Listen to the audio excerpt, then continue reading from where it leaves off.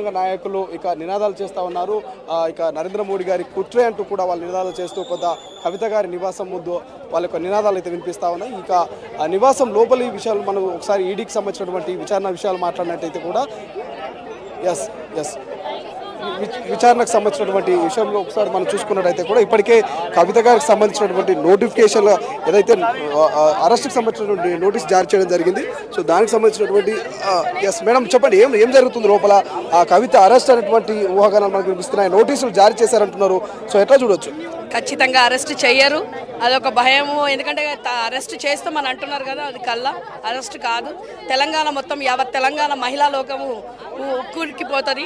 Arrest కాదు. Arrest warrant తెచ్చుకున్నా వెనక్కి తీసుకొని పోవాల్సి వస్తుంది. ఇప్పటికే సుప్రీంకోర్టులో దీనికి సంబంధించి కూడా కేసు నడుస్తోంది. అది 19కి వాయిదా పడింది. ఈ తరుణంలో అరెస్ట్ అనేది వాస్తవమే అంటారా? అసలు సాధ్యమేనా? సాధ్యం ఎందుకు కాదు, ప్రజాపాలన కదా ఇది.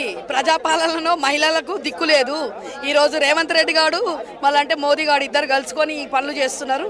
ఈరోజు కవితక్కను ఒక్కదాన్ని చేస్తే యావత్ తెలంగాణలో మహిళలను అందరినీ అరెస్ట్ చేసినంత విలువ ఉన్నది.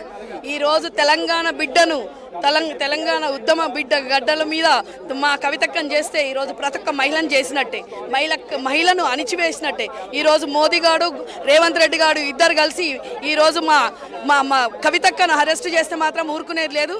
యావత్ తెలంగాణ ఉద్యమాల గడ్డ కాబట్టి ప్రతి ఒక్కరు మోదీ కానీ వాళ్ళంటే రేవంత్ రెడ్డి కానీ వాళ్ళిద్దరిని కాల్చిపారేస్తారు. ఊరుకునేది లేదు ఇక మేము. కొంత బగ్గుమంటున్నారు నాయకులంతా కూడా. మరికొంతమంది నాయకులు ఉన్నారు, వాళ్ళతో కూడా ఒకసారి మనం మాట్లాడిద్దాం. వాళ్ళతో కూడా మనం ఒకసారి మాట్లాడించే ప్రయత్నం చేద్దాం. ఎస్ కొంత గెలు శ్రీనివాస్ యాదవ్ గారు, ఒకసారి గెలు శ్రీనివాస్ యాదవ్ గారు ఎట్లా చూడొచ్చు? అరెస్ట్ చేస్తారు కవితను అంటా ఉన్నారు, నోటీసులు జారీ చేసినటువంటి సమాచారం వస్తుంది. ఎట్లా చూడొచ్చు? బీఆర్ఎస్ పార్టీని ఆత్మస్థైర్యాన్ని దెబ్బతీయడానికి కుట్రలో భాగంగా ఇవాళ మోడీ హైదరాబాద్కి వస్తుంది కాబట్టి రాంగా ఈడీని పట్టుకొని వచ్చిండు. ఇది ఎన్నికల్లో బీఆర్ఎస్ పార్టీని ఒక అప్రతిష్ట పాలు చేసే ఒక కుట్ర. మొదటి నుంచి కాంగ్రెస్ పార్టీ బీజేపీ రెండూ కలిసిన ఆడిన నాటకంలో ఎంత మ్యాచ్ ఫిక్సింగ్ కాంగ్రెస్ బీజేపీ కాబట్టి అందులో భాగంగానే ఇవాళ అరెస్ట్ చేయడం జరిగింది, అరెస్టేషన్కి రావడం జరిగింది. ముఖ్యంగా కోమటిరెడ్డి వెంకటరెడ్డి మంత్రి గారు చెప్తా ఉన్నారు, కేవలం ఇది BJP BRS match fixing, Lok Sabha ఎన్నికల వేళ ఇది ఒక హైడ్రామా అనేటువంటి వాదన చేస్తా ఉన్నారు. ఎట్లా చూడొచ్చు? ఇప్పుడు కాంగ్రెస్ పార్టీకి వెళ్ళి బీజేపీ పంపించింది ఎవరు? కోమటిరెడ్డి వెంకటరెడ్డే కదా. మళ్ళీ బీజేపీకి వెళ్ళి మళ్ళీ ఇటు ఎట్లా వచ్చిండు? మళ్ళీ వాళ్ళు బీజేపీ నాయకులు పంపించడం ఇటు వచ్చారు. ఇవాళ గడ్కరీతో మిగతా వాళ్ళతో బాగా సంబంధాలు మెయింటైన్ చేసేది ఎవరు? కోమటిరెడ్డి వెంకటరెడ్డి గారు. ఇవాళ కాంగ్రెస్ పార్టీ భారతీయ జనతా పార్టీ రెండు మ్యాచ్ ఫిక్సింగ్ చేసి ఇక్కడ కేసీఆర్ గారిని ఎదుర్కొంటానికి పేరు ఎన్నికల నుంచి వాళ్ళు కుట్ర పన్నీరు వాళ్ళు చేసిన ఆ ప్రచారం వల్లనే వాళ్ళు అధికారంలోకి రాగలిగింది తప్ప కాంగ్రెస్ పార్టీకి ఇక్కడ బీజేపీకి ఏం లేదు. ఇక్కడ బీజేపీకి వాళ్ళు ఎంపీ సీట్లు ఇవ్వాలని చెప్పి దాని బీఆర్ఎస్ని అప్రతిష్టపాలు చేయడానికి కుట్రలో భాగంగానే ఇదంతా చేస్తున్నారు. అంటే ఒకవైపు సుప్రీంకోర్టులో కేసు నడుస్తుంది, 19కి వాయిదా పడింది. ఈ నేపథ్యంలో ఈ యొక్క విచారణ కావచ్చు, ఈ అరెస్ట్ అనేది సాధ్యమయ్యే పని అంటారా? ఇప్పుడు భారతీయ జనతా పార్టీ నాయకులు ఇప్పుడు ఈడీ కేసులు సోనియా గాంధీ మీద లేవా, రాహుల్ గాంధీ మీద లేవా? వాళ్ళ మీద ఈడీ కేసులు వాళ్ళని అరెస్ట్ చేశారా? వాళ్ళ అంటే కాంగ్రెస్ పార్టీ నాయకులను ఇలా ఈడీ ముట్టుకోదు, ఎవరిని ముట్టుకోదు, ఓన్లీ బీఆర్ఎస్ పార్టీ ముట్టుకున్నంటే ఈ దేశంలో ప్రాంతీయ పార్టీలను ఉంచొద్దనే కోణం లోపల కావాలని బట్టగలిసి మిదేసినట్టుగా కావాలని ఈడీ కేసు పెట్టి ఇవాళ మా పార్టీ నాయకులను అప్రతిష్ట పాలు చేయాలని చూస్తున్నారు. కానీ తెలంగాణ ప్రజలు అమాయకులు అందరూ గమనిస్తూ ఉన్నారు. కాంగ్రెస్ వీళ్ళిద్దరు మ్యాచ్ ఫిక్సింగ్ అయ్యారు. ఇవాళ ఈడీని సోనియా గాంధీని ఈడీ ప్రశ్నించింది, రాహుల్ గాంధీని ఈడీ ప్రశ్నించింది. మరి ఎందుకు వాళ్ళు ఎందుకు అరెస్ట్ అయ్యారు? ఇవాళ కవితక్క గారిని అరెస్ట్ చేయాల్సిన అవసరం ఏమున్నది? దానికి కారణం ఏంటంటే ఇక్కడ వాళ్ళ స్థానం సంపాదించాలి, బీఆర్ఎస్ పార్టీ దెబ్బ యొక్క కుట్ర, దాని పక్కన వాళ్ళు పోతా ఉన్నారు. ఇవాళ మల్కాగిరికి మోడీ వచ్చిండు, రాగా ముందే ఈడీని పంపించిండు. రేపు ఎన్నికలు వస్తున్నాయి కాబట్టి వాళ్ళను ఒక ప్రొవోకేట్ చేస్తూ ఉన్నారు. కానీ తెలంగాణ ప్రజలు ఖచ్చితంగా గమనిస్తూ ఉన్నారు. ఖచ్చితంగా బీఆర్ఎస్ పార్టీని ఆపే శక్తి పార్లమెంట్ ఎన్నికల్లో కూడా ఎవరికి లేదు. వీళ్ళు ఎన్ని అరెస్టులు చేసినా ఎన్ని కుట్రల పైన కూడా ప్రజలు ఎవరు నమ్మరు. మీ అధినాయకులు ఇప్పటికీ అత్యవసర భేటీ అయినట్టు తెలుస్తూ ఉంది. సో లీగల్గా ఎటువంటి యాక్షన్ తీసుకోబోతా ఉన్నారు? లీగల్గా ఎటువంటి ప్లానింగ్ చేయబోతున్నారు? ఇప్పుడు భారతీయ జనతా పార్టీ లీగల్ ఇవాళ చట్టాన్ని అతీతంగా వాళ్ళు పనిచేస్తూ ఉన్నారు. ఏం లేకుండానే కావాలని చెప్పి ఒక ఆడబిడ్డను మహిళ తల్లిని ఇంటికి వచ్చి వాళ్ళ కవితక్కను నోటీస్ ఇచ్చి సోదాల పేరు వాళ్ళు అరెస్ట్ చేస్తున్నారంటే వాళ్ళ బీఆర్ఎస్ పార్టీ ఎన్నికల లోపల బీఆర్ఎస్ పార్టీకి ప్రజల లోపల సింపతి పెరుగుతూ ఉన్నది. కాంగ్రెస్ పార్టీకి సింపతి లేదు. భారతీయ జనతా పార్టీకి దేశవ్యాప్తంగా ఇవాళ వ్యతిరేకత వస్తున్నది.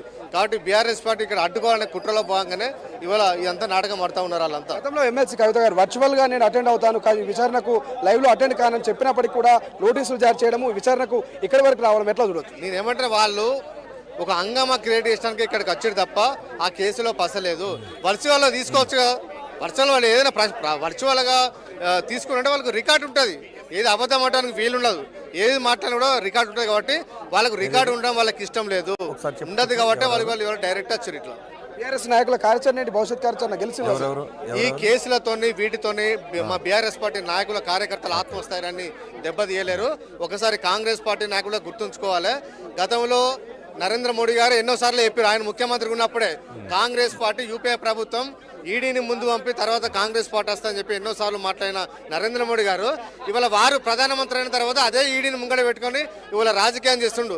ఈ రెండ రాజకీయాలకు బీఆర్ఎస్ పార్టీ కార్యకర్తలు ఎవరు బెదరరు, ఎవరు చెదరరు.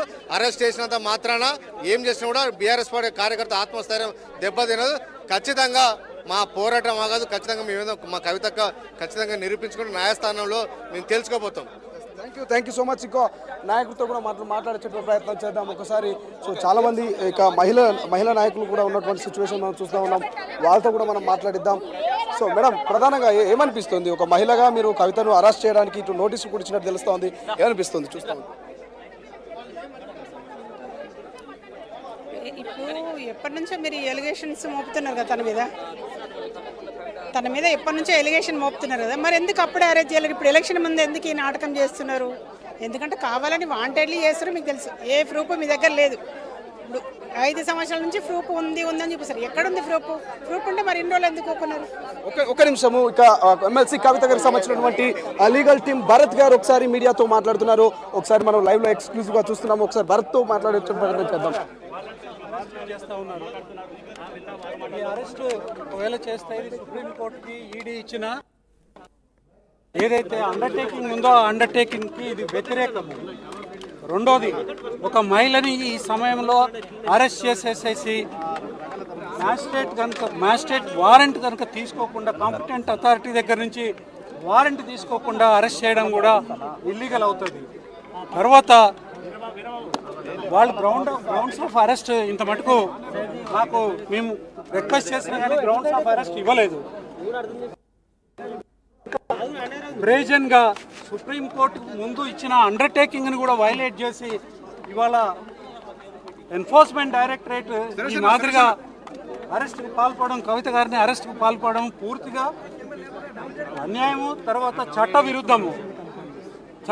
ఒక మహిళని తర్వాత చిల్డ్రన్ని అరెస్ట్ చేసే టైము, ఇంట్రాగేషన్ టైము, వీటన్నిటి గురించి పోరాడుతున్న సమయంలో ఆ కేసు సుప్రీంకోర్టు డెసిషన్కి 19వ తారీఖు నాడు ఉన్న సమయంలో ఆ సందర్భంలో ఇది చేయడము పూర్తిగా ఘోరము, ఇది అన్యాయము. మేము క్వశ్చన్ చేస్తాం, దీన్ని లీగల్గా దీన్ని ఫైట్ చేస్తాం. రైట్ రోహిత్, ప్రస్తుతం మనము ఎమ్మెల్సీ కవిత నివాసం వద్దకు హరీష్ రావు గారు వచ్చారు, మాజీ మంత్రి కేటీఆర్ గారు కూడా వచ్చినటువంటి సిచ్యువేషన్ మనం చూస్తా ఉన్నాం. ఒకసారి ఎక్స్క్లూజివ్ గా ఒకసారి విజయోత్సవం చూస్తున్నాం. నిరాళాలు కనిపిస్తున్నాయి మనకు. ఒకసారి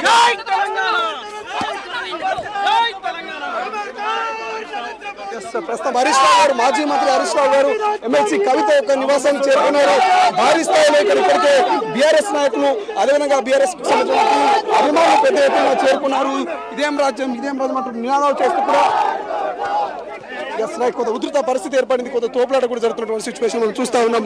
ఒకరొకరిగా ఎమ్మెల్సీ కవితకు సంబంధించినటువంటి కుటుంబీకులు ఇక్కడికి ఎమ్మెల్సీ కవిత నివాసానికి హాజరవుతున్నారు. ముఖ్యంగా ఇప్పుడే హరీష్ రావు గారు హాజరయ్యారు. మరికొద్దిసేపట్లో కేటీఆర్ గారు కూడా వచ్చేటువంటి అవకాశం మనకు కనిపిస్తుంది. ఇప్పటికే వేముల వీరేశం